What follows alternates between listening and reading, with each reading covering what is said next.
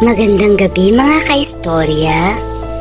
At muli na namang nagbabalik ang inyong Miss Kim. And now it's time for Miss Kim Love Stories Secret Files.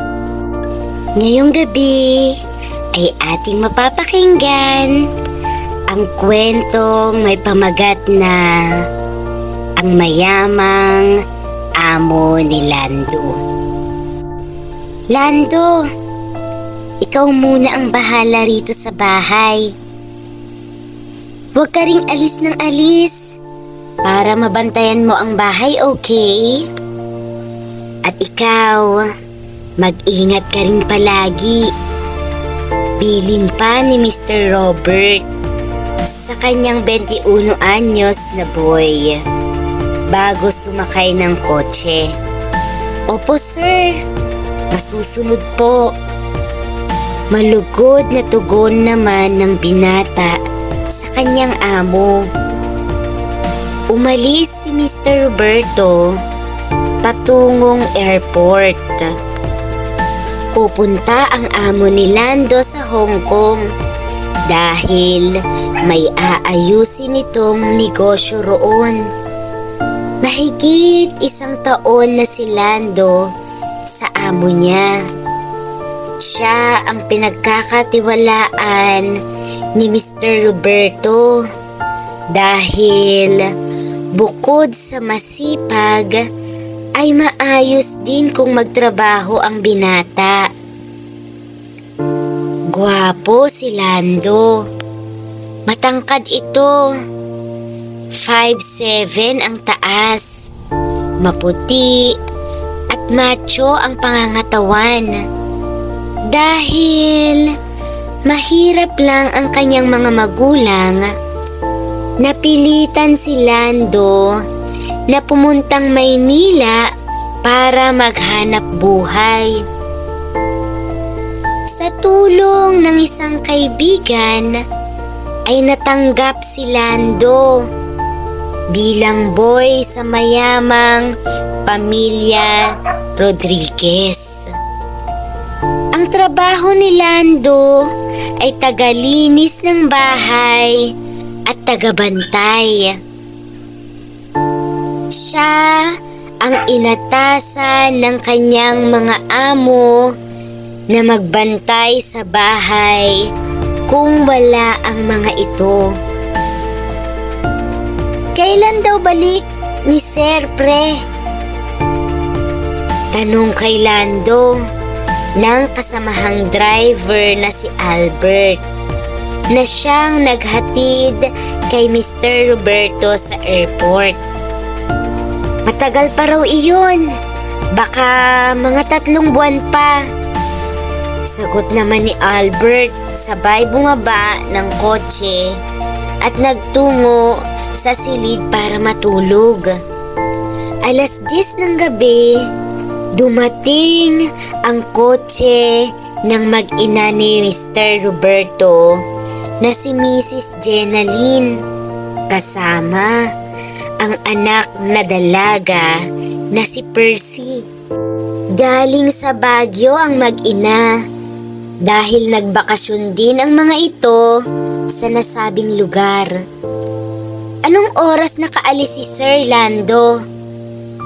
Tanong ni Mrs. Jenaline nang bumaba ng kotse.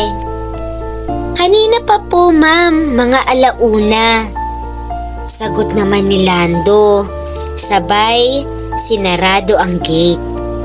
Sabay na pumasok ang mag-ina sa kanilang kwarto. Nakita ni Lando na naka-short lang si Mrs. Jenaline, pati ang anak nitong 18 anyos na dalaga. Kitang-kita ni Lando ang makikinis at mapuputing mga hita ng mag-ina. Napailing na lang ang binata sa kanyang nakita. Batid ni Lando na pagod ang mag-ina dahil sa mahabang biyahe. pumasok na rin ng kwarto si Lando para matulog. Bago siya natulog, ay marahan muna niyang nilamas-lamas ang kanyang burat. Maya-maya pa ay tumigas ito. Hinawakan ng binata ang kanyang burat habang iniisip ang kanyang amo. Mabilis na mabilis ang pagtaas-baba ni Lando sa kanyang alaga. Ilang sandali pa ay bumulwak ang maraming tamod sa kanyang puson. Pinunasan muna ni Lando ng damit ang kanyang tiyan bago natulog. Himbing na himbing sa pagtulog ang binata. Kinaumagahan, nakita ni Lando ang kanyang amo na bagong ligo na lumabas ng bahay. Nagdidilig ng bulaklak ang binata ng mga oras na yon. "Hi Lan, kamusta?" Masayang bati ni Mrs. Jenaline sa binatang boy. "Okay lang po ma'am. Good morning po pala sa inyo," tugon ni Lando. Sabay, binati na rin niya ito. "Wow! Mukhang malusog ang mga bulaklak natin ha. Talagang alagang-alaga mo ang mga bulaklak, Lan." Humarap ang binata sa amo niyang babae. Halos lumuwa ang kanyang mga mata nang makita si Mrs. Jeneline na lutang ang kagandahan dahil nakasuot lamang ito ng miniskirt na damit na tinernuhan ng shorts na kulay puti. Kitang-kita ni Lando ang tayong-tayong dibdib ni Mrs. Jeneline. Pakiramdam niya ay gusto na niya itong dakmain. Tinitignan lamang ni Mrs. Jeneline ang binata habang nagdidilig ng bulaklak. Maya-maya pa ay tumalikod na ito. Pero bago umalis, ay nagtanong muna ang babae sa binata. "Kailan daw ang uwi ni Sir Roberto mo, Lando?" Tanong pa ng babae sa boy nila. Nagulat si Lando sa tanong na iyon ng kanyang amo. "Mag-asawa kayo, ma'am? Tapos di mo alam kung kailan ang uwi ng asawa niyo?" Tanong pa ni Lando sa kanyang sarili. Parang iyon ang gustong sabihin niya kay Mrs. Jeneline. "Sabi ng driver natin, ma'am, baka mga 3 buwan pa raw si Sir Roberto sa Hong Kong." Sagot naman ng binata. Tumalikod ang babae at nagbitiw pa ito ng mahinang salita bago umalis. "Hay, salamat. Malayang malaya ako." Nagpatuloy si Lando sa kanyang trabaho. Pero ang sinabing iyon ng kanyang amo ay nagkaroon ng maraming katanungan sa kanya. Nag-away kaya sila ma'am at sir? Bakit hindi alam ni ma'am na umalis si Sir Roberto patungong Hong Kong? May lalaki kaya si Ma'am Jenaline? Kaya nagtagal siya sa Baguio? Bakit kaya nagpunta sila sa Baguio? Kinagabihan, matapos manood ng TV si Lando, ay nakatulog na ito. Maaga siyang nakatulog dahil maghapon siyang naglinis sa buong palibot ng bahay. Madaling araw, habang mahimbing na natutulog si Lando, ay bigla na lang siyang naalimpungatan nang may humipo sa kanya. Napaiktad siya at bumangon. Sa kapuwersahang itinulak ang taong nakita niya. Muntik na hulog ang tao sa kama. Sino ka? Galit na turan ni Lando sa tao. Lando, ako to. Si Ma'am Jenalyn mo. Bulong pa ng babae. Ha? Ma'am?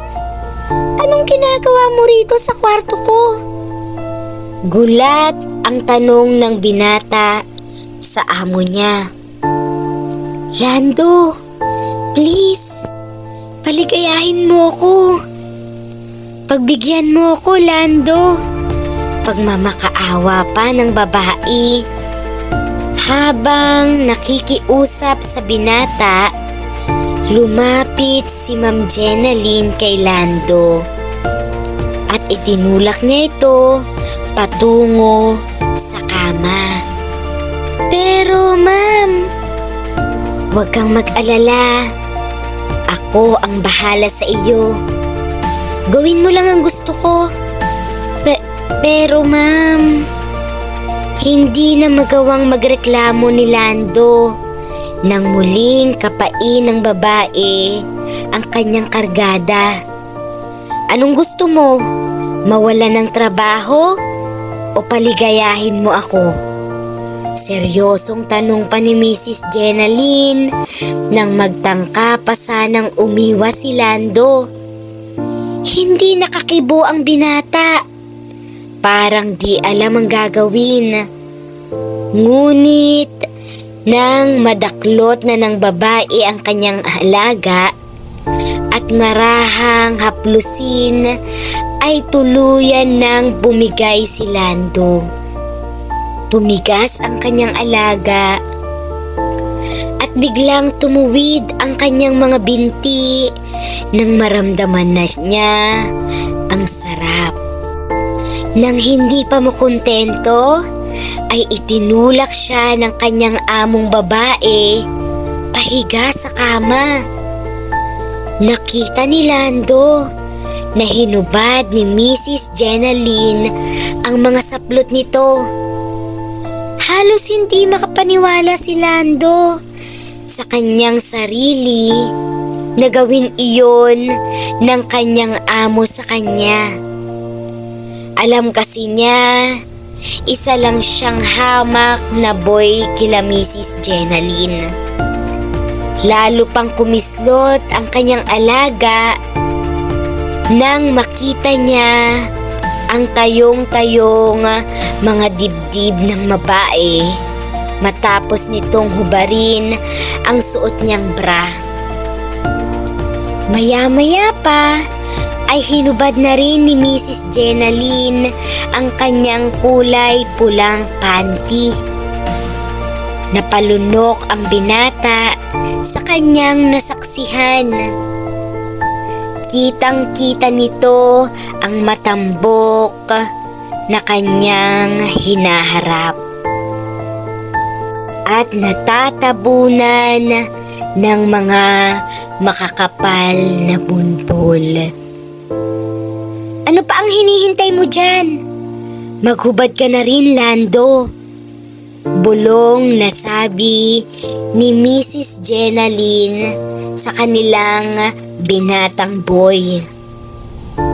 Mabilis na hinubad ni Lando ang kanyang t-shirt dahil na rin sa libog na nararamdaman niya. Sunod niyang hinubad ang kanyang short.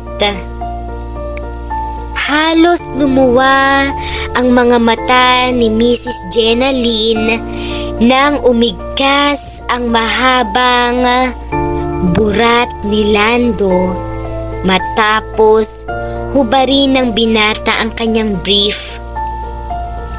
Sabi ko na nga ba, malaki yang sa iyo. Hehehe.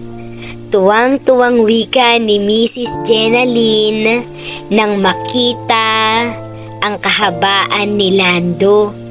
Steady ka lang dyan, okay? Nakangising turan ng babae kay Lando. Nagtungo si Mrs. Jenaline sa may ibaba na nakahigang si Lando.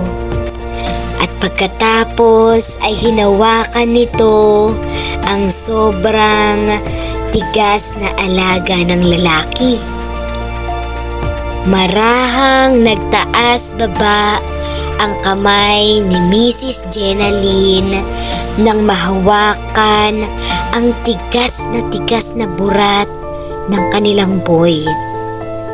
Maya-maya pa ay subo-subo na ito ng babae.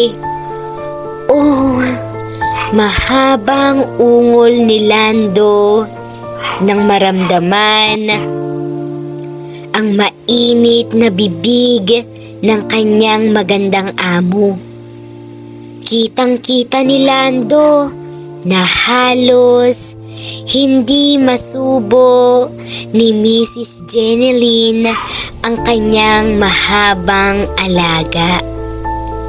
Tila hirap na hirap si Mrs. Jenaline na isubo lahat ang alaga ni Lando.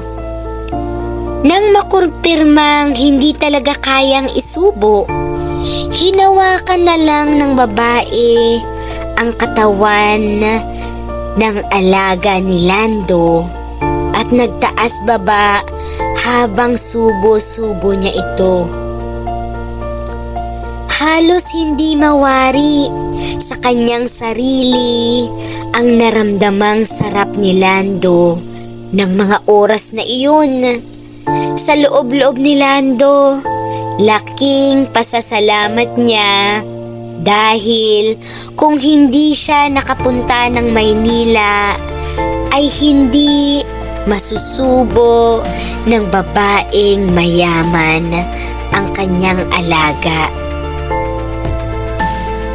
Matapos magsawa ni Mrs. Jenaline sa paghalik at pagkain sa kanyang burat, agad siyang pumatong sa binata. Inilapit niya ang kanyang malulusog na dibdib sa bibig ni Lando. Langhap na langhap ni Lando ito. Kaagad dinilaan ng binata ang hiwa ni Mrs. Jenaline. Halos lumiyad si Mrs. Jenaline sa sobrang sarap na nararamdaman ng dila ng binata na naglalaro sa kanyang kuntil. Sumirit ang katas ng babae sa mukha ng binata. Sa kabila niyon ay nagpatuloy pa rin si Lando sa kanyang ginagawa. Tirik ang mga mata ni Mrs. Jenaline dahil sa walang puknat na paglalaro ni Lando sa kanyang kuntil. Matapos iyon ay tumuwad na si Mrs. Jenaline habang bumangon naman si Lando. Pasok na pasok ang buong alaga ni Lando sa hiwa ng babae. Mabilis nakapasok ang kanyang alaga dahil basang-basa na ang hiwa ni Mrs. Jenaline ng mga oras na yun. Lando, oh, mahaba at patigas na ungol ni Mrs. Jenaline. Nang maglabas, masok ang tarugo ng boy sa kanyang kasalanan. Damang-dama ng babae ang malaking burat sa kanyang hiwa. Halos mabaliw siya sa sobrang sarap.